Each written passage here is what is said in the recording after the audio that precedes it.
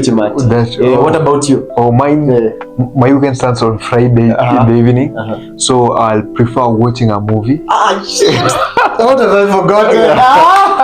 Okay, that's a good one. That's a good one. Yeah, watching a movie. Let me ask you, do you normally have like a favorite movie? Yeah, I do. What's your favorite? My favorite movie? Or 2 or 3? I have like 3. So Titanic. Hey, nice. Leonardo DiCaprio. Yeah. Very nice. Yeah, I have Apocalypto. Wow. Yeah. Very nice. Yeah. Mel Gibson. Hey, yeah, it was a profound one. Yeah, but it was a profound. Wow. It is amongst my best series. For me, I have Game of Thrones. Game of Thrones. Have you watched it? Yeah, I watched. You watched it. Yeah, I watched Game of Thrones. I do enjoy. There's another series called House of Cards. House of Cards. Game of Cards. House of Cards. House of Cards. The politics. Yes, it's an American political drama. Yeah. I enjoy Suits as well. There's another series about lawyers called Suits. It's quite enjoyable. You can either have an external locus of control or an internal one. Now, the external one is where you outsource outside yourself blame for everything that is happening in your life. So, and an internal locus of control is whether rather than look outside, you look within you and look for a solution to the problems that you have. Blessed are the meek, for they shall inherit the earth. Now, meek is a very interesting terminology because when you look at various gospels, they replace meek for humble. But you see, originally the Bible was written in Greek. So if you look at the original meaning of the word meek, you see initially the word in Greek it's the word praus. Now praus in ancient Greek was the ancient art of taming wild horses. So like you would take a very wild horse in the forest, then tame it, and then use it to. The closer to the light you get, the longer your shadow becomes. The closer to the light you get, the longer your shadow becomes, which implies that for you to like realize you've really gotten close to the light, you need to be seeing like a very huge shadow of yourself. Now your shadow is your dark side, you know. Your shadow are those parts of you that you hide from people. They are those parts of you that you do not want people to know about. They are those parts that you even yourself do not want to admit that you have, you know. It's the relationship that I'm having with myself. Wow. That's a nice one. Yeah. It's beautiful. Yeah, it's just improving. It's improving, right? It's improving, yeah. Yes. And that is my greatest accomplishment. Yeah. Wow. Nothing beats that one life.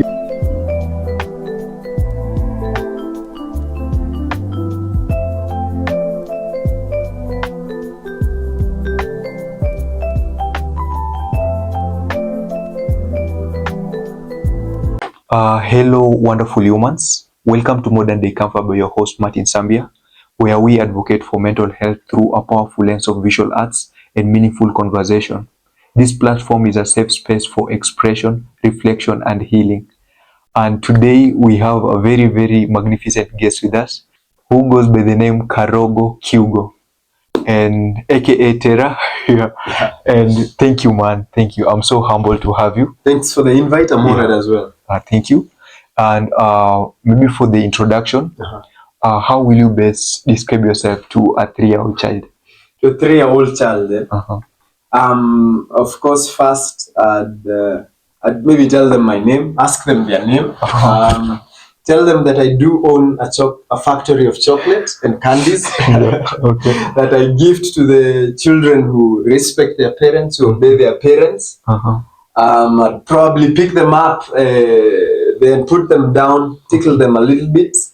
I do enjoy personally the company of children. As, I'm a chess coach, and I normally interact with children a lot of the time. Amazing. So it usually gives me a lot of pleasure to see a smile on the face of a child and knowing that I've participated in one way or another to put it there. Yes. I'm happy to hear you play chess. Yeah, I play chess too. Oh, you play chess as well? Yeah. And I was thinking of getting the board so that maybe I could play with the guests before we start the session. That would be an amazing idea. Yeah, and I'm like, man, I should have done that before you come. We should have discussed that earlier. Because it would be so amazing to start it with a game of chess. With a game of chess. Yeah. Okay. Yeah, thank you for that again. Okay. And we'll be starting with breath work. which you will take us through. No problem. So I'll just give you the platform to do that. Okay, so you feel you're seated in a comfortable position? Yeah. So feel free to close your eyes. We're going to have a few breaths.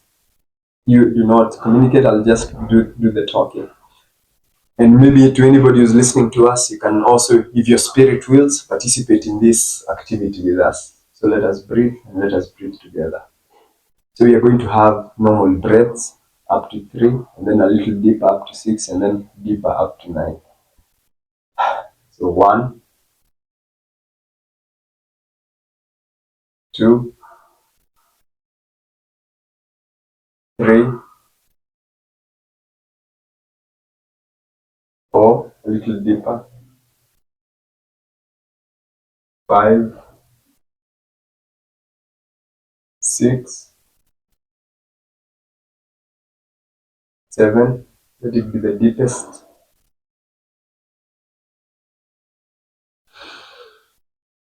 Let this be a normal breath for 8, 9, and 10. 8, 9, 10. No. That's it. That's it. Very relaxing. Thank you for that again. Yeah, and welcome again. I won't stop saying I'm so honored to, and you'll understand why during this conversation. I'm honored. Yeah. Hello everyone. Today we are going to address these questions, and we are just going to, it will be like a reflection and expression moment. So I believe like you'll also be asking yourself these questions and asking as we will be sharing our perspective. And yeah, just welcome to it. So I will start. Okay, the first question is, if you think about your future self, what new memories are you looking forward to making? Wow, it's an interesting question. There are a number of memories that I'm looking forward to making. One of which is I'm a fan of this adrenaline-filled activities. I've been planning for quite some time to do some bungee jumping at Sagana, so that's something I'd definitely love to do. Feel that adrenaline rush. I'd definitely love to do that. But perhaps one of the most exciting events for me, I do enjoy a good prayer, and I do enjoy the idea of, you see like how Muslims go to Mecca. I would really love to go to Mount Kenya, which is the mountain of the community I come from, and pray from the mountain with a group. And that is one thing that I would love. I would also love to visit. There's a place called Heaven's Gate in Nakuru. And just recently I was told of another place in Murang'a where there are caves, just like Heaven's Gate, people go to pray together. That is something I'd love. I'd also love to, in 5 years, to realize that the friendships that I have now have grown stronger. We've bonded even further. I am a therapist, but other than being a therapist, I am a passionate fan of what is called African psychology. So African psychology is basically the type of science that we used to have before the coming of the white man to deal with the mind and issues of the heart. You see, these issues of the mind did not come with the white man. Yet mzungu alifika, and then we are like, oh, depression, mental issues. So in the future, I'd hope in 5 years that I would have participated in making, African psychology more talked about in the society, and participated in a way in decolonizing the type of psychology we have in our system today. So a memory about that would be, organizing those events that ancient people used to have. I have studied many of these ancient psychologists, like say among the Jaluo, they used to be called Jobilos or Ajuogas. They're this medicine men and women. Among the Luya, Zito Mulakuzi, among the Kikuyu and Oago, among the Mkamba, Mundumoe. So they used to organize events and activities, and there are ways they used to conduct their therapy sessions, which is almost similar to what we have today, but just a little bit different. Okay. So in my future, in 5 years, I'd hope to have participated in a therapeutic experience that combines both the Western psychology front and the African psychology front. Amazing. Yeah. Amazing. Yeah. Mine will be to be able to create more memories with my friends. Very nice. Yeah, and also the memories will be in terms of a lot of vulnerable moments with them. Very nice. Yeah, this is something that we, as time goes by, I'm coming to notice how important it is, and I'm coming to understand what even connection and networking is. I feel like it should be beyond a conversation. It should be deeper, apart from maybe exchanging numbers and our titles. Yeah. So like, I want to have this conversation. The conversation we had before the podcast. Yeah, and the conversation we are going to have. Yes. Yeah. Those are the conversation that I want to create with people. Very nice. Very nice. I like that. Yeah, thank you. I like that. Do I pick now? Yes, please do. So who would your ideal partner be? Ideal partner. Yes. Compatibility. Yeah, in terms of mindset. Yeah, in terms of mindset. Like open-mindedness also. Very nice. Because as much as compatibility is in mind, you'll find that there are cases whereby maybe like we are in different levels of life, but without open-mindedness, it will hinder that, So like, I know, like, we come from different world, we all have unique experiences. So I will also create the room for open-mindedness, and that is what is expected of me also. Nice.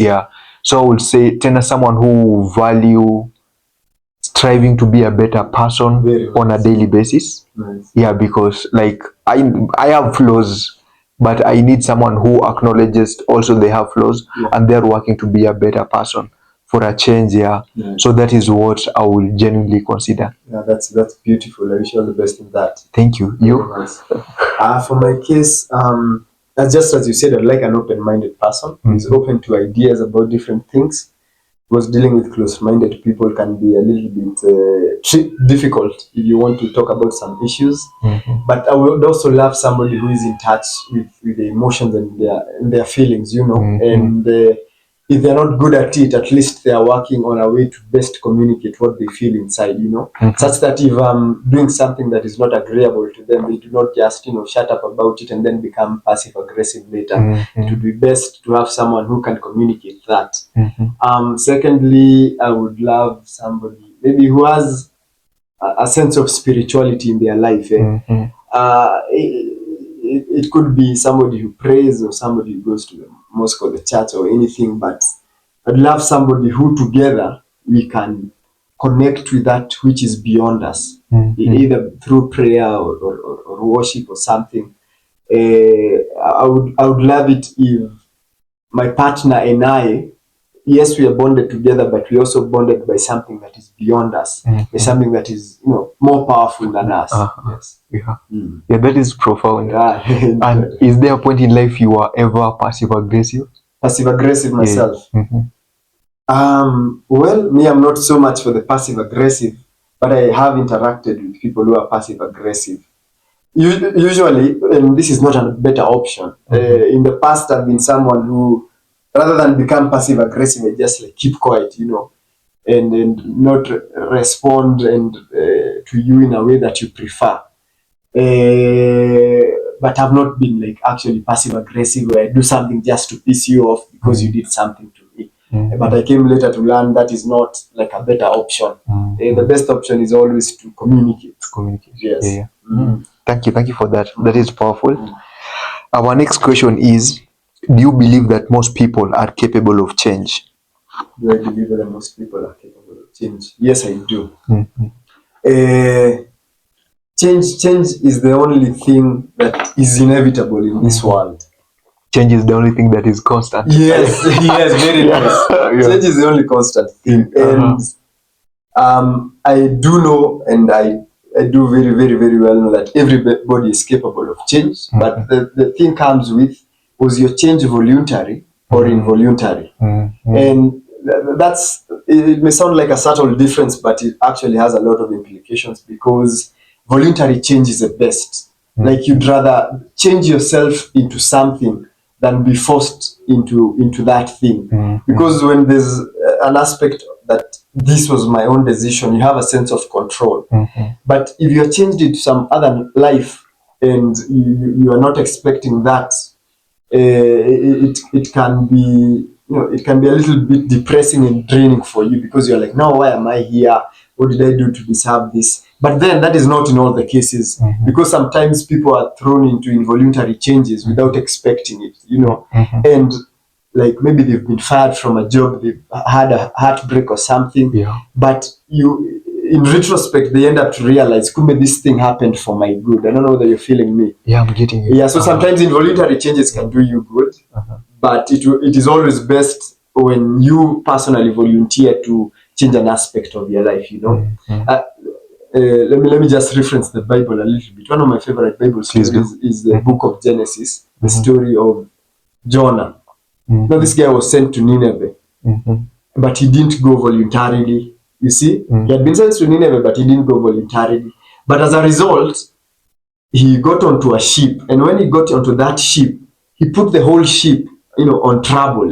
He started shaking, and everybody could have had a wrong evening, that maybe stormy night, but it required that he be thrown out of the ship involuntarily and then sent to Nineveh. And that story reminds me something about change. That first, there are some things that are meant for you, and if you do not follow them and pursue them, then and do them voluntarily, then you're going to go into another life. It could be like a relationship, it could be a workplace, where because of not following what is meant for you, you're going to put the people you're with in trouble. You're in a relationship, but you're full of resentment and bitterness, so you're just having a very toxic relationship with that somebody because there's something else you're not pursuing. And sometimes you realize in those situations it requires for you maybe to have a breakup or leave the workplace for you to pursue what you are meant to pursue. So the point is, the best type of change is voluntary, but every once in a while you get some involuntary changes that also put your life at a better position. Anyways, I do believe everybody is capable of change, although I just recommend voluntary change. Yes. Exactly, yeah. Me too will say the same. What do you say about that? Everyone is capable of change. Now the willingness now is the problem. That's where the issue comes. Yeah, not everyone is willing to change, but capability. Yes. Capability. Yeah, and I totally concur with everything you said. No better way to say it. Okay. Yeah. When you're on the same page. Yeah. Okay, then what's your proudest accomplishment? What is my proudest accomplishment? Yes. Okay, you see, the thing with this question, I can't choose a time period. Oh, okay. So let me ask first, what was your proudest accomplishment in high school? In high school? I would say completing high school. Doing KCSE and passing. Yeah, that was you felt like amazing about it. Yeah, I felt amazing. What about within high school? Within high school? It was my toughest. It is a place that I wouldn't want to experience. I have nothing that. Like you're just glad I'm done and I've gone through this successfully. Exactly. Yes. I saw you had a huge sigh of relief when you finished. When I finished, that is why it was the greatest accomplishment. Wow. I'll be curious also to hear your experience in high school. My experience as we progress. Okay. Personally, I was on the other end of the experience. I had a pretty good high school experience, but one of my proudest moments was when I was really proud that I was elected president of my school. Oh, amazing! But I think I was more proud that I participated, in chess tournaments in high school as a chess club chairman of my high school, and we took the team to the nationals. I think I was pretty proud of that. I was pretty proud of that. Although high school had also its downsides. Like I remember my first years in high school, man, the bullying there, but unfortunately we made it through. So what about now after high school? After high school, let me just generalize after high school to now. Yes, that's what I'm asking. Yeah, I will say it's the relationship that I'm having with myself. Wow. Yeah, Hey, like, that's a nice one. yeah. It's beautiful. Yeah, it's just improving. It's improving, It's right? improving, yeah. Yes. And that is my greatest accomplishment. Yeah. Wow. Mhm. Nothing beats that one, lie. Yeah. Nothing beats that at all. You? Mine is actually the same, because me, I'd say my biggest accomplishment has been the continuous discovery of myself, you know, discovering new aspects of myself, having the courage to face some of the darkness within and some of the chaos within, which is all on that journey of knowing who you are, which I think is one very important thing. So it's basically what you've said, finding yourself, that relationship with yourself, which can only occur if you're listening and knowing who you are inside. Yeah. It's okay. Okay. Our next question. How can we confront our shadow selves and integrate them into our lives? Into our lives. Beautiful. That's a beautiful question. One of my favorite thinkers is a guy called Carl Jung. Carl Jung was a therapist in the early 20s and 30s, and he said something that I usually find to be very beautiful. He said, "No tree can grow unto heaven unless its roots have reached down to hell." No tree can grow to heaven unless its roots have reached down to hell. Yes. And maybe there's another quote that is almost similar to that. It says, the closer to the light you get, the longer your shadow becomes. The closer to the light you get, the longer your shadow becomes. Which implies that for you to realize you've really gotten close to the light, you need to be seeing like a very huge shadow of yourself. Now your shadow is your dark side, Your shadow are those parts of you that you hide from people. There are those parts of you that you do not want people to know about. There are those parts that you even yourself do not want to admit that you have, Like they could be your jealous side, they could be your angry side, where you can easily get angry. For many people, it's they're being called petty, and they think of themselves as petty. Others, it's greed. Others, it's they maybe they enjoy seeing other people suffer and stuff like that. But we all have a dark side. Yeah. And the important thing about a dark side, or maybe let me just use maybe another terminology. Like, we all have a monster within ourselves, and that monster is key. There's a Muslim writer who wrote in the early 1300s and 1200s, and he said something very beautiful that I always carry to my heart. He says, like, on your journey within, you will find beasts, monsters, those monsters of anger and frustration and what. He says, do not fight those beasts. Do not kill them, yani, because they are going to help you on your journey within. And now, how does that make sense? Now, it makes sense in the sense that there are things in this life that you need power to accomplish. And maybe to quote one last reference, Matthew 5:5, in the Sermon in the Mountain, Jesus says, "Blessed are the meek, for they shall inherit the earth." Now, meek is a very interesting terminology, because when you look at various gospels, they replace meek for humble. But you see, originally the Bible was written in Greek. So if you look at the original meaning of the word meek, you see initially the word in Greek, it's the word praus. Now, praus in ancient Greek was the ancient art of taming wild horses. So like, you would take a very wild horse in the forest, then tame it, and then use it to carry the nobility of that land, send messages, and be used for war. But the main idea is that this was once a wild horse, very wild, but then it has been tamed down, and as a result, because now its energy is contained, now it can be used for battles, it can be used for carrying nobility, and so on. So when Jesus tells you to be meek, he doesn't just tell you to be some weakling, be meek, you shall inherit the earth. No, he tells you to be a powerful person, but then maintain that wild side of you, as you see.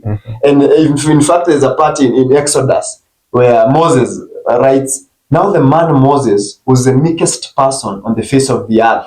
But we know Moses fought the Pharaoh. We know Moses killed an Egyptian. So if actually meek meant somebody who is just a weakling who can't do anything, then Moses was definitely not that. But when he says he was the meekest person on the earth, like, he could have done much more. Somebody who can cause all those plagues, has a lot of power, but he has maintained that power in his wild nature and contained it. Now that part of wildness within every person, there's a wild nature within every person. And when you're told to embrace your shadow self, you're told to embrace it. Because those people who look down upon their wild nature, like there are people who are too kind for their own good. Like kila mtu anakupigia, like you need some space on your own, but you do not have the discipline and the courage to say, no, today I just want to have a day of mine. You guys do not come over, because everybody's visiting all the time and you cannot say, do not come over. Like you're at a workplace, for example, you're being overburdened with work, but you do not have the courage to say, hey, yesterday I did this amount of work and you're still adding me this work. So as a result of lacking that bit of their wild nature within them, they get misused.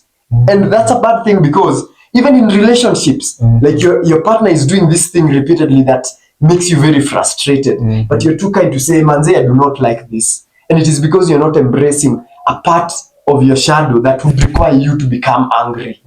For example, now now it makes you resentful.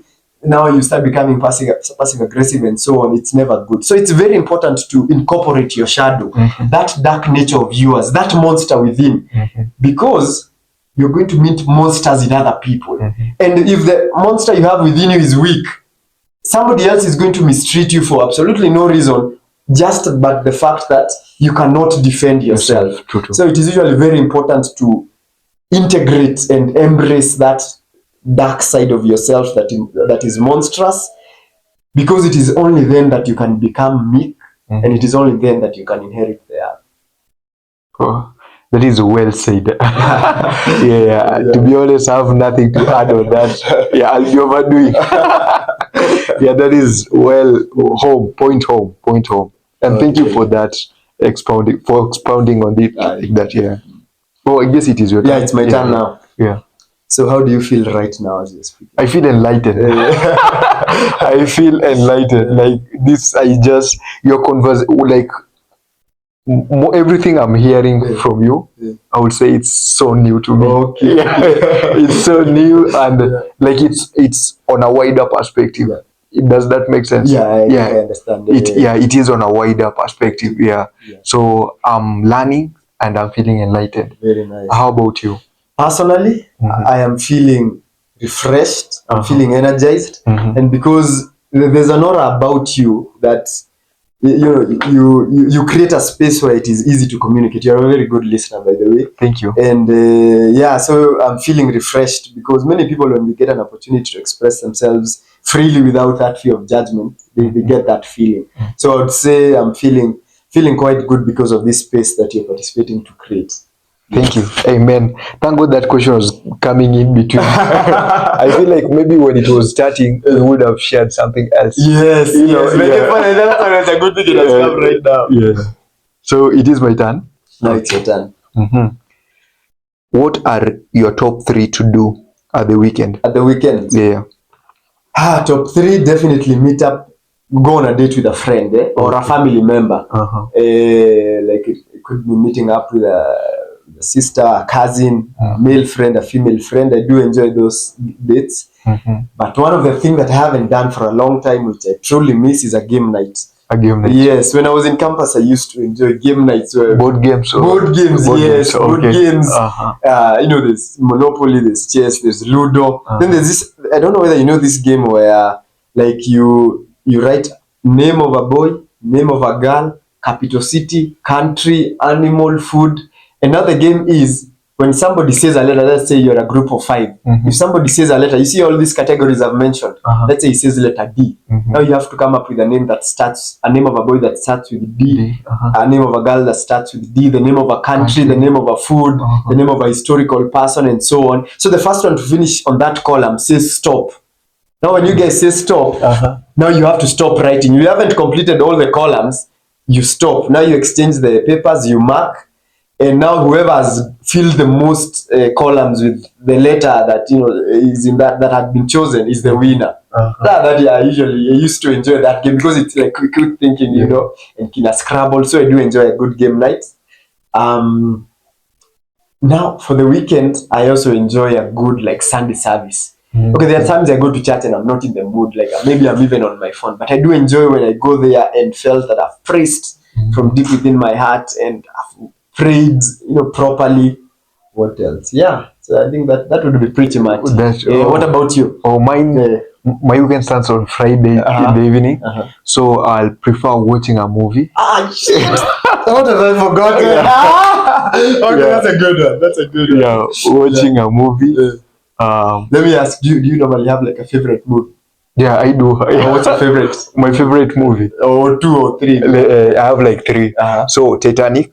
Hey, nice. Leonardo DiCaprio. Yeah. Very nice. Yeah, I have Apocalypto. Wow. Yeah. Very nice. Yeah. Mel Gibson. Hey, yeah, it was a profound one. Yeah. And then currently which one? Currently I'm diversing a lot. Okay, for comedy, the Friends, I'm always open to repeat that comedy. No way, you're a Friends guy. Yeah. You too? Me too, I'm a Friends guy like mbaya sana. Yeah, I'm always the Ross and Chandler, the Jennifer Aniston pale. Yeah. Wow. In fact, right now I'm actually just repeating it. Oh, you are? Yeah. It is always educated. Yes. It is educated. And like you can never have enough of it. Like you take a break for a few months and then when you come back to it, almost the same experience. Yeah. So with Friends, but lately I'm watching a lot of entrepreneurial movies, which are also in the 19s. They're very educative. What about, you have a favorite series or 2? Series, for series, Friends still. Very nice. Snowfall. I can't repeat it though, but it was a profound. Wow. It is amongst my best series. For me, I have Game of Thrones. Game of Thrones. Have you watched it? Yeah, I watched. You watched it. Yeah, I watched it. Game of Thrones. I do enjoy. There's another series called House of Cards. House of Cards. Game of Cards. House of Cards. House of Cards. The politics. Yes, it's an American political drama. Yeah. I enjoy Suits as well. There's another series about lawyers called Suits. It's quite enjoyable. I do enjoy that as well. But there's also another one called Warrior. It's a Chinese you see, during the immigration to the United States in the 1850s. So it's based on that. Many people were migrating from other countries into the US in the 1800s. So there's a group now of Chinese people who've come and a group of Irish. So it's based on that. It's an epic film and I enjoy it.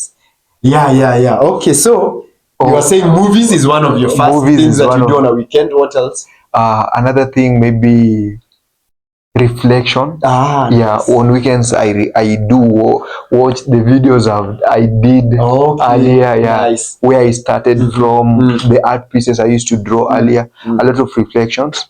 And any other thing else, I would say maybe house cleaning. Nice. I normally do it on weekends. To be honest, I have nothing much, but from with the modern day comfort trap that I'm coming with, that will also be on every weekend on a monthly basis. So I wouldn't include that. But I have, I wanted to say reading. I read on a daily basis. Wow, nice. Yeah, so I wouldn't say reading on a weekend. Wow. Yeah, so to be honest, my life is that simple. That's quite a rich life actually.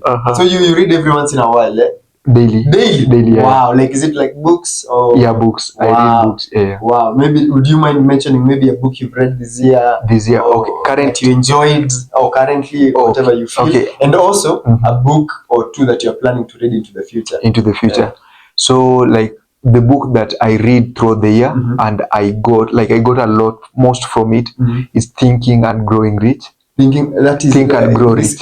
Kiyosaki, is it? Napoleon Hill. Think and Grow Rich. Yeah. That's a great book, man. Yeah. You read it? I read bits of it. Yeah. See, it has a chapter here at the end about is it sexual transmutation? Yeah, sexual transmutation. Yes. I remember that book. Harnessing your power. Yeah. Very nice. Yeah, that was also part of my favorite. Wow, the chapter I just went there. Yeah, that was part of my favorite chapter. Wow, very nice. Yeah. So that was I would say, it was my rich book. And also, there is this book I will also urge you to read. Maybe it's something you can finish in a day. The Richest Man in Babylon. No way. No, you get your. Oh, you need. I want to tell you the exactly the same thing. I was Because I remember, okay, when I bought I bought those 2 books personally at the same time. Okay. So you've also gone through the Rich Yeah, Dad Poor that Dad. one I read. That one I read last Sunday. Wow. Yeah, I thought it was. I was done with Let Them Theory, so I thought it was a big book. So I was to sit on it. Yeah. And then like, whoa, I'm just done with it. No and way. it is a very profound book. Man, that book, man, Yeah. like it opens up your mind about how like to handle that world of finance. Yeah, man. Yeah. Wow. How did those 2 books come across your path?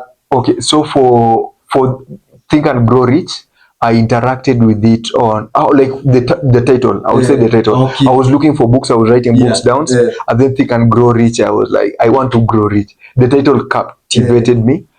For The Richest Man in Babylon, I was watching a podcast whereby they were hosting a lady who is into finance, and she was asked the best book that like entails financial information that she could maybe recommend, and that was the book that she said, and I went for it, and I wanted to procrastinate it, and it just came right on time. I thought it was a big book, so when I was done with Let Them Theory, I wanted to read The Rational Male. And by Rollo Tomasi. I haven't started yet. The Rational and it was The Rational Male. The Rational Male. That was the book that I was supposed to read. And why am I forgetting the name? I haven't started it yet. I think that might be the reason. But it is like something of why. It is something of why. I've forgotten the name. I'll share it with you. That is what I wanted to read. So, but before I did that, Let Them Theory was, I would say it was a mind shift. When I'm talking lately about a relationship with myself, I'm noticing like even when I was reading those books, I was neglecting a certain part. Like I was focusing, maybe on mobilizing the resources or creating or living a purpose-oriented life and everything. But I came to notice like Let Them Theory now was filling this gap of having a better when you have a better relationship with yourself, it's so easy for you to have now this purpose-oriented life. For even like it really plays my focus on how I show up and the way I show up to the world, but I wasn't focusing on the relationship I was having with myself. So for Let Them Theory, it was written by a lady, so I was kinda I was skeptical, for some reason. I don't know why. Forgive me, Mel Robinson, but when I read it, it was very profound. You enjoyed it? Yeah, I really enjoyed it. Yeah. You know what I'm thinking is that sometime in the future, you and I or somebody else, or even in these community meetings, we could actually do a discussion on a book. A book review. Okay. Because there are books that you've read that I've not read. There are books maybe that we both read, somebody else there hasn't read, and we can always share these insights to save people time and maybe to even encourage them maybe to further read the book. Will you consider yourself as an avid reader? Yes. Amazing. So what we are going to do, I guess we are going to have our next podcast. So because I'm not reading any book currently. Are you reading any book currently? Not at the moment. Not at the moment. So we can settle on a book, read it. Then our next podcast will just be about reviewing that book. So it can be 2 weeks from now. 2 weeks from now. We can even review books that we've already read. Oh, we've already read. Okay. So that we take people together with us. That will be amazing. Very nice. Whether you prefer you do hard copies or soft copies. When I have hard copies, I prefer them. But if I do not, I just settle for my old what do you call them? Soft copies. Okay, there are books I'm reading at the moment, but they are not like books I'm just reading at the moment. They are books I'll never finish reading. Okay, maybe one of them is the Bible, but there's another book by Bruce Lee. Bruce Lee, the fighter? Yes, the fighter. Well, many people know him just for being a fighter. But Bruce Lee was like a freaking philosophical genius. So he wrote a book called The Tao of Jeet Kune Do. Man, that book is one of my most profound books. So I do enjoy reading it every once in a while. But there's no new book that like I'm going to start right now and finish. But I'm planning to think of something. I don't know why I forgot the book I'm reading currently. I'm reading Chasing the Lion. Oh, Chasing the Lion. You've heard of it? No, I've not. It's there's a lady I hosted. She's written a book called Beyond High School. Kindly go and support her. So she recommended me to read that book. So like Yeah. It's like now it develops our spiritual relationship, Very nice. with God. And Wow. like, since I started reading that book, I guess, on Wednesday. Okay. I've been having like a problem with prayers, with praying. But when I was reading that book, like, I've gotten closer to God, and I'm talking to God on a I'm now comfortable with just having our Lord's prayers. Very nice. And may the grace Very nice. before, like, on a regular basis. Very now I'm nice. very getting comfortable with that. Yeah. And the more I'm reading that book, like, I'm getting closer to God. And it came to a point that I was so scared of I was so scared of my, what will I say? I was so scared of the things I'm supposed to pursue, especially this coming event. Like, I was very, very scared about it. And when I read that book, I had a mind shift, and I've been so courageous to face it, because chasing the lion, it's also about about someone who was in the Bible.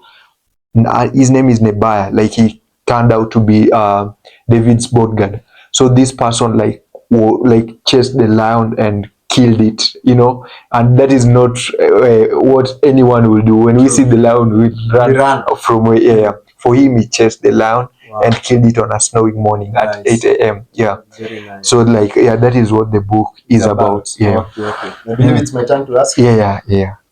What is the role of spirituality in personal growth? So what is the role of spirituality in personal growth? Okay. So to me, I will define spirituality as our relationship with greater being. Yeah. Higher power. And I feel like having that relationship, I will look at it from a Christian perspective. Having that relationship with greater power. Yeah.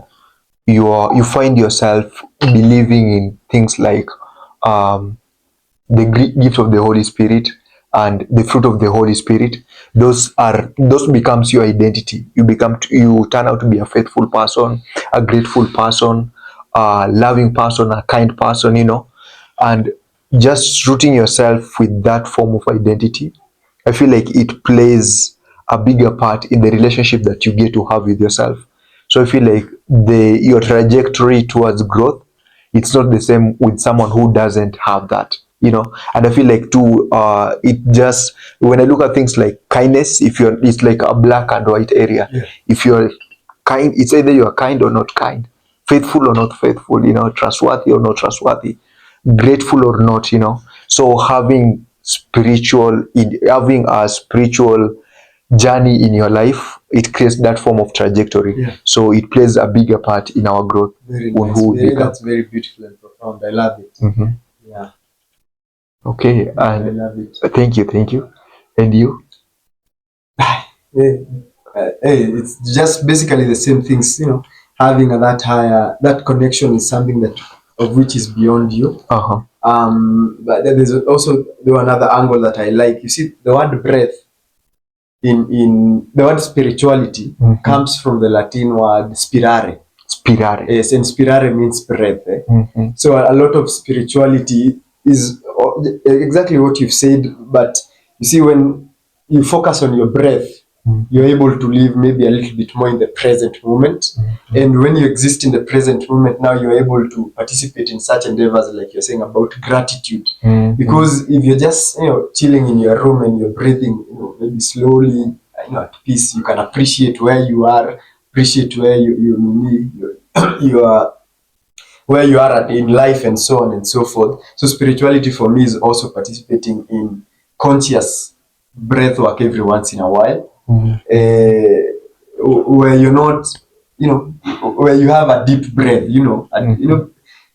a deep breath is something like many people maybe do not observe, but they're usually good for your well-being every once in a while. So there's that.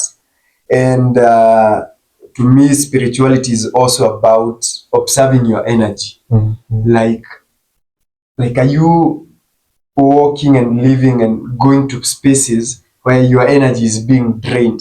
Like in the first, are you in a position to notice, like, hey, I've been going there for 2 days, but every time I leave that place, I feel I'm drained. I'm drained. I do not have the energy. So spirituality is being aware about your energy. Is it flowing freely? You know, like when you call a certain person, when you're talking to somebody, when you're doing whatever you're doing, do you feel as if your energy is flowing freely? But also, and very more importantly, being conscious, being cognizant about the things that replenish your energy. Because it is very normal that at some point you will feel you have a low energy. But what are some of the things that you do maybe to replenish it? It could be prayer, it could be meditation, it could be a shower, it could be, preparing a good meal for yourself and so on. So spirituality for me is also about being cognizant about the state of your energy, how it's flowing, what is draining it, how you can stop what is draining it, and how you can replenish it once you feel it's a little, below the usual.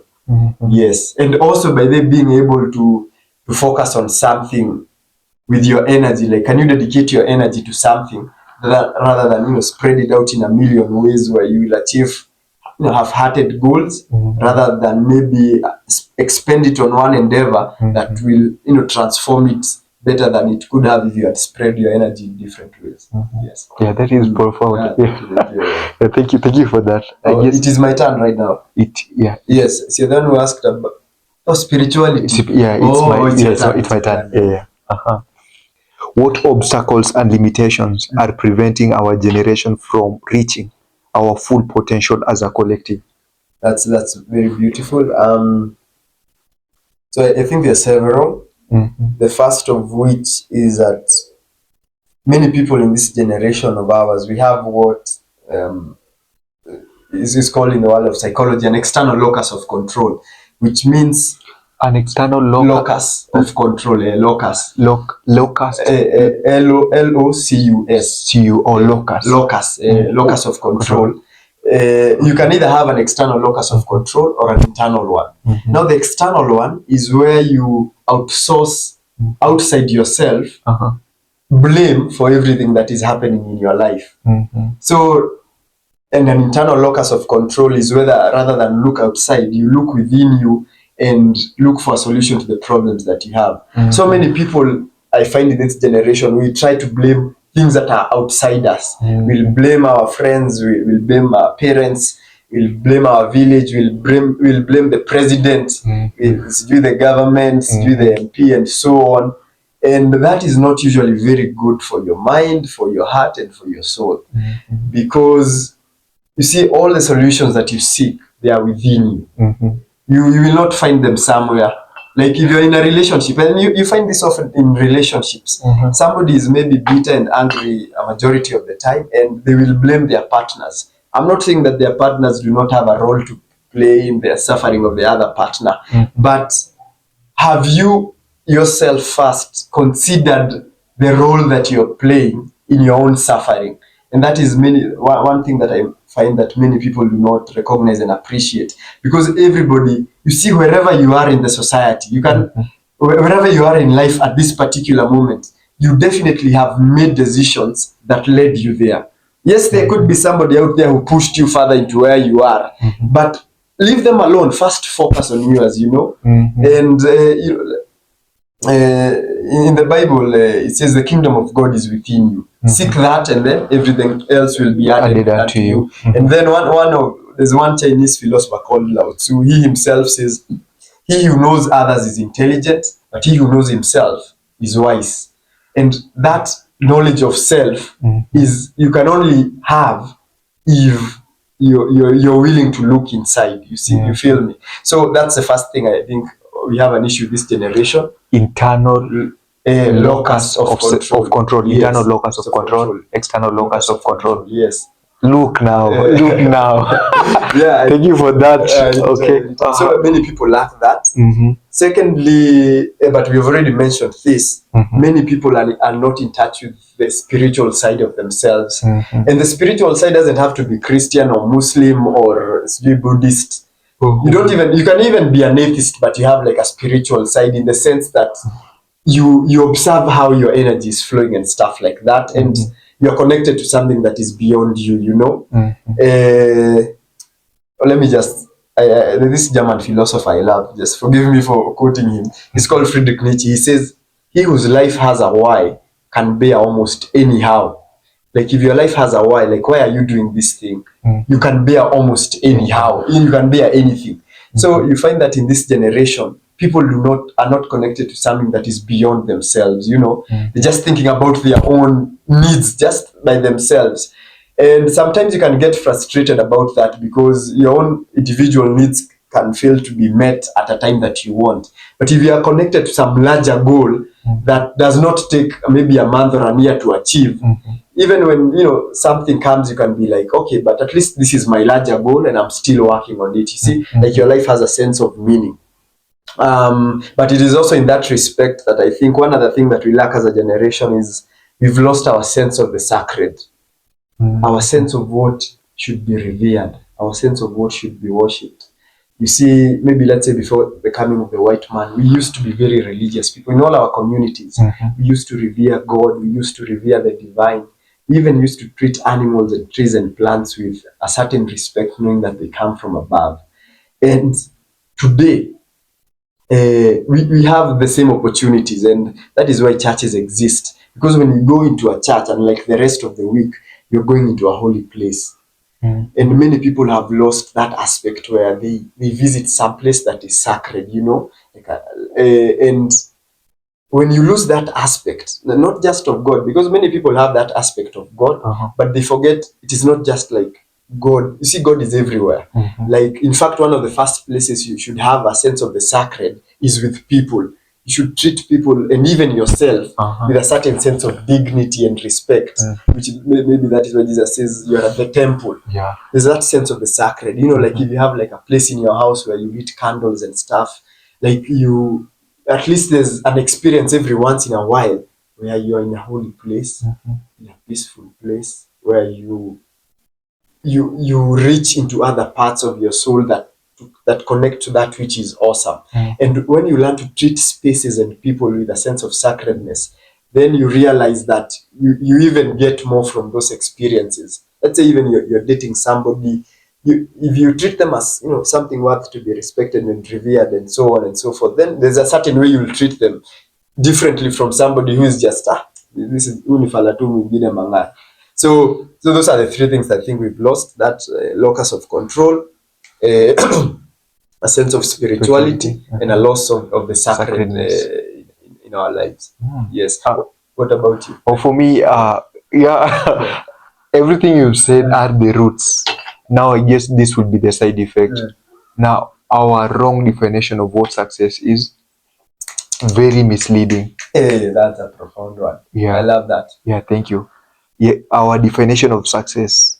I don't want to expound on that. Okay. But our definition of success, it's very, very misleading. True. Very nice. Yeah. My turn? Yeah. Do you have the desire to be famous? Yes. Very nice. Yes, I have. Would you mind maybe defining to me what famous is to you?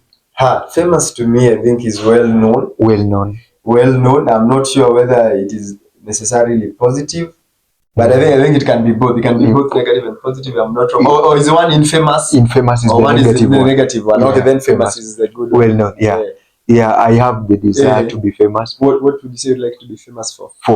So like what I'm doing at the moment, I feel like for the work to be out there, there is an aspect of fame, but I'm trying to also, that is why I'm reading books. I'm also trying to like in the dark room now, when no one is watching, because I come to notice like we are just like reflection of ourselves. True. Like the things I consume is what I'm going to put out here. Yeah. So like that is I'm trying to like, it's also giving me a certain healthy pressure, whereby when with my time I just try to be constructive with it. I try to consume, like if it is in terms of information, helpful information. So like when I just come and put myself out here, I be able to influence people in a positive way. Yeah. So that is what I want to be famous for. I want to be a good speaker who influence lives, Yeah, so that is what also advocating for. Another thing, I also want to advocate to make mental health sound cool. Okay. Yeah, like where I wouldn't say, I would say like not much work has been put in there because like the things that do, you know, like a good dance will shoot, a good music will shoot, but a good conversation on mental health, there are people who are doing it and it's ishakuwa accepted, but I feel like kuna things that I still can do on that, to make it very very interesting, to a point like maybe even kutakuwa na movies za mental health for 5-year kid, you know. Amazing. Well, like many. So like that is what I would want to be famous for. That's a beautiful dream, and I pray that all the necessary energy channels in the universe open up to make that a reality for you. Amen. Bismillah. Amen. It means in the name of God. In the name of God. In Islam. Okay. Bismillah. Bismillah. I think I'll steal that one. Please steal it. Okay, thank you. For you, would you want to be famous? Yes, I'd love to be famous. For what? I'd love to be famous, be known as a vessel through which healing flows. Which means I'd love to be in spaces where love and healing flows, and reach out to a majority of people, just as you said on that angle of mental health. I'd like to contribute positively and in a large way to spreading this gospel of awareness to people. Because many people need to hear some of these things, and I've been fortunate or unfortunate enough to go through them, as I was mentioning to you earlier. And I would love to share my experiences and participate in creating and also in raising a generation of people who are very much in tune with themselves, from a young age, talking from children to people in high schools and universities and all over the place, creating a culture of love and healing and so on. So I'd like to be famous in that respect. Yes, to be known all over the place as a vessel through which God or that other realm communicates to this one. Yes.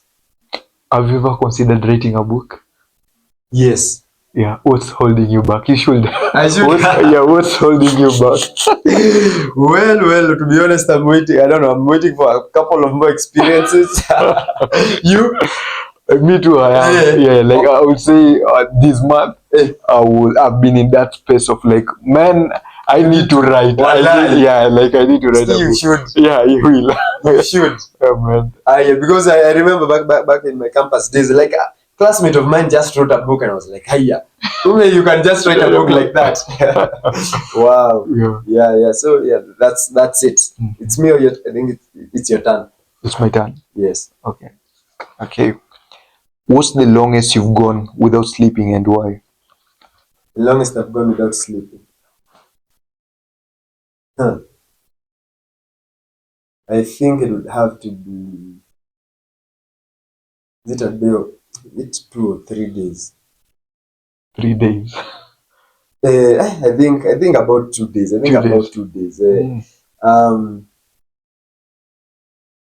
But Nile, you have like something at your place. So you spend the whole night doing it with your friends and so on, and then the following day it still continues. You're supposed to go to some other place. It was nothing like really serious or anything. What about you? For me, it was like a period of 6 a.m. to 2 a.m. 2 a.m. 6 a.m. to 2 a.m. That's a long time. Yeah, 6 a.m. to 2 a.m. So like on that day I was having a podcast, and I was supposed also to take care of to edit it, because the next day I was having an event. So for the sake of space, I had like to just to edit it, upload it, then delete it, so that it would be more space, but I wouldn't want to find myself in a position where now I'm unable to record because I don't have space. Let it because I've gotten enough, so for that reason I did the podcast.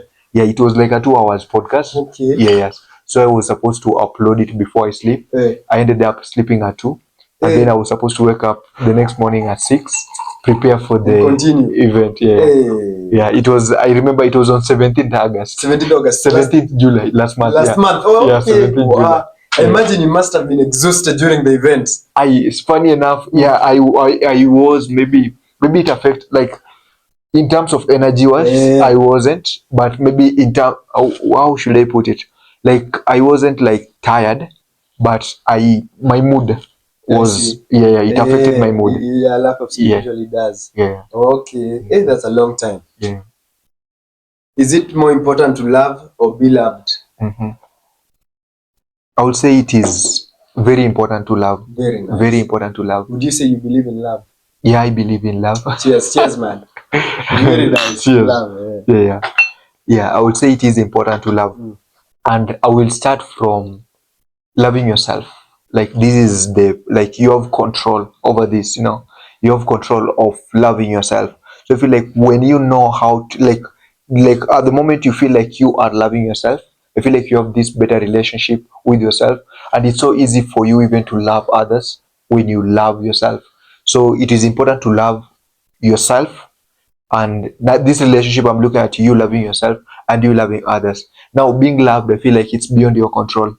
Like, even like it is like, once it is clear that we kinda choose the people who love us. We don't allow everyone to love us. So there is a lot of things that we are, but ukiangalia, in terms of people loving us, that is beyond our control. There are people who we don't say, I would say, we don't love, but they love us more, and the people maybe who we love more and they don't love us that much. So relying on there, it will come with a lot of entitlement, but something that we have better control of, it's to love. So like, when I have a better relationship with myself and I know how to love, I can love people without expecting anything in return, and it's coming from a healthy space. So I wouldn't be maybe disappointed when they don't love me back. Wow. Yeah, for you? That's profound. Thank you. Basically much the same thing. I think it's more important to love. I think it is more important to be a vessel through which love flows to the people around you, to yourself, of course, as you said, because it begins from within. Loving yourself, loving those parts of yourself that you're proud of, maybe your looks, maybe your height, maybe your ability to speak, maybe your eyes, but also loving those parts of yourself that you want to change. Those parts of you that get jealous and angry and so on and so forth. So I think it is important to love first. Just as you've said, if you can have the ability just to love without expecting in return, that would be a great thing. And also, funny enough, I'm thinking of, like, if you are to choose to be loved, you find yourself even not loving yourself, you feel like people should love you. Yes. Yeah, you've seen that trend whereby people feel disappointed. Yes. Because maybe no one did something on their birthday. Good. Yeah, and when you are to ask them, what did you do on your birthday? But like, when those people who normally believe like people should do something, they did nothing on their birthday for themselves. Exactly. But when you know it's about you doing it to people, when I show up on your birthday, now I'm showing love to you on your birthday, there are higher chances that you'll find also in my birthday I showed up on a very magnificent way. Exactly, for yourself. But that's so true, because some people are just expecting love from other people. And when it doesn't come, they end up like hating themselves and feeling so bad about themselves. And it is only because they are not loving themselves in the first place. Because if you enjoy your own company, even when somebody else does not want your company, you're like, oh well, that's their loss. That's a good point. And the last question. But before I ask the last question, I would want, like, were you always like this in terms of, I would say you put yourself together, you are articulated, and your composure is on another level. I think so the compliment. Were you always like this, or when was your turning point? Well, of course, I wasn't always like this, but I remember I started working on it maybe in high school. In high school. But even in high school, I wasn't. Those were the early stages. I couldn't, communicate as much as I'd like. But I started practicing, talking in front of the class, maybe in front of the parade every once in a while. But then when I came to campus, that's when maybe I started reading books. Reading books. So, and in high school, how are you working on it? How? My ability to communicate. So in my class, for example, in our school, for example, every day after before the first prep at night, there used to be like a 10 to 20 minute period where somebody from the class would go to the front of the class and read the Bible and share our. No, you two guys too. Yes. Very nice. So I used to volunteer for that a lot. So I used to volunteer for that. Then I did some music festivals and stuff like that. So it improved my ability to my confidence in articulating myself a little bit back then. And then I got to become a dorm prefect. So speaking to the people there during meetings and so on, it gives you some confidence there and so on and so forth. But then, so that was pretty much it in high school. Basically just trying to muster up the courage to speak to a group of people. Like I remember when I was writing speeches, initially I would cram them. So like when I'm going to the front of the parade, yes, it will come out as if I'm saying it from my mind. But you have no idea what I was doing last night. Yes, I was like cramming. But I knew it would flow in a certain way. But then with time, like I could be able to slip a few sentences on my own. Then I came to realize, especially when I came maybe to campus, and especially maybe when I started in class, I used to participate, but in clubs like the Amazing Minds and Chess Club that I was part of, there are these spaces where you're told in groups discuss something, then maybe somebody volunteer. So that happened very repeatedly, and and then you read a few books or two, you can have an idea or two about something, based on what you've gathered from the book. So that did help, and and like I'm happy with the fact that you've also shared the cramming part. Like many people don't get this, but is these things like you starting from, I feel like you even choosing to cram, there was an aspect of now loving the part that of yourself that you believe like you've been given an opportunity and you want to make the most out of it, you want to deliver the best, but at the moment you are incapable of. So there are two options, either saying no or going and learning to do it. I feel like that was the room for learning to do it, and you accepting and embracing that part, it's what has created this trajectory of who you are today.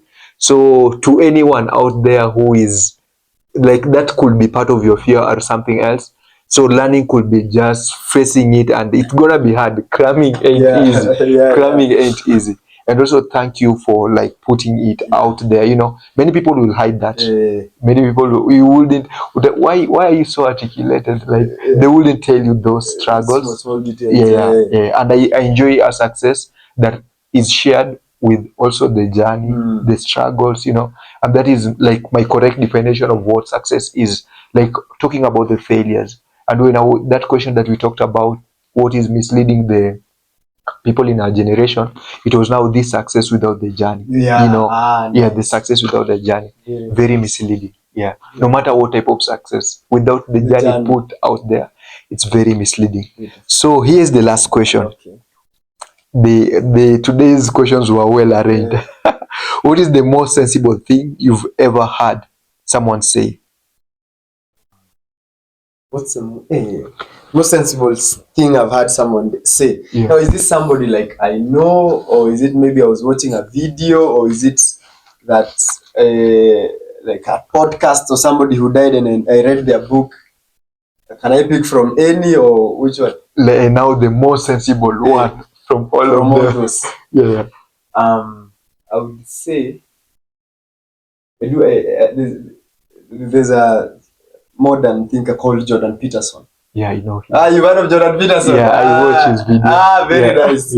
So he says, I don't know whether he got it from some other thinker, Carl Jung or something, but he says the fool is always the precursor to the savior.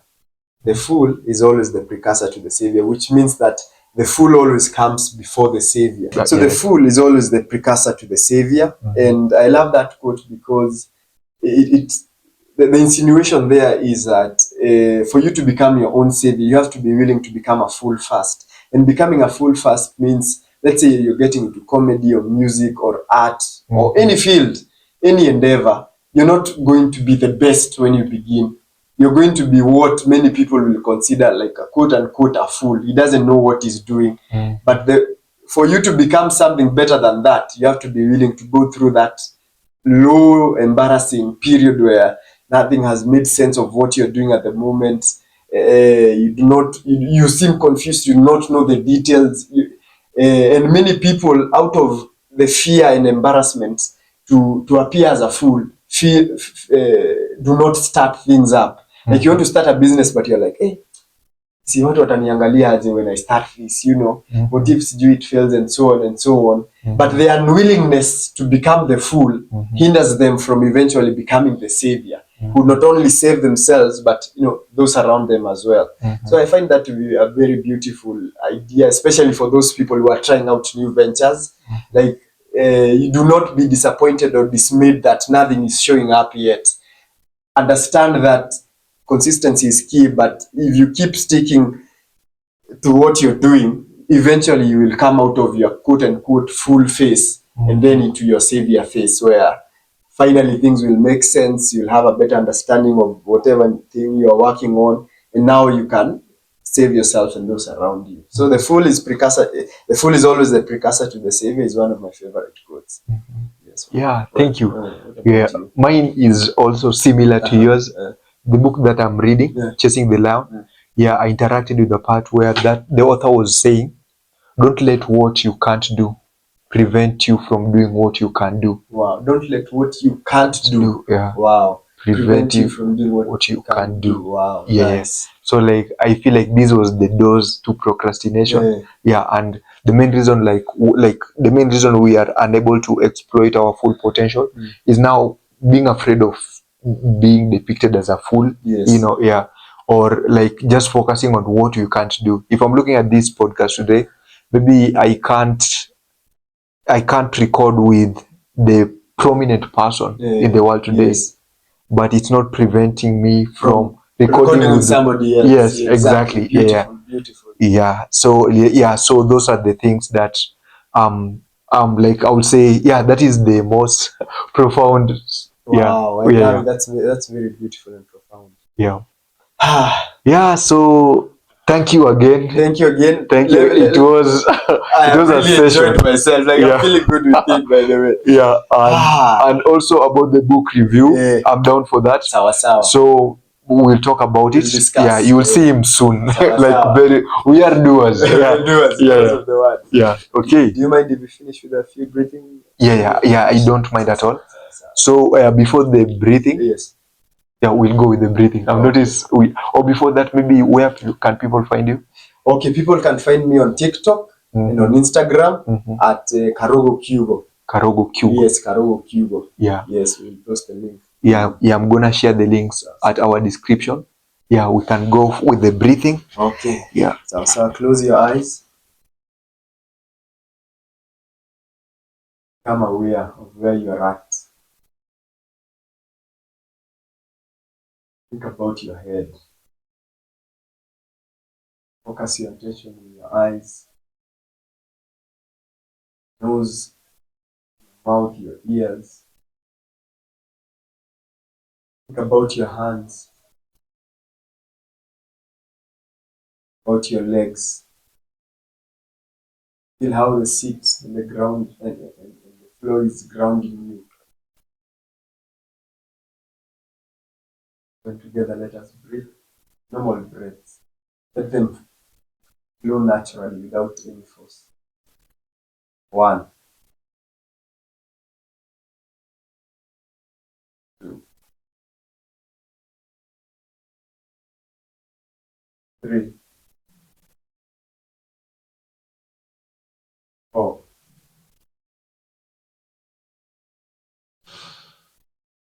5, 6, 7, 8. We are done.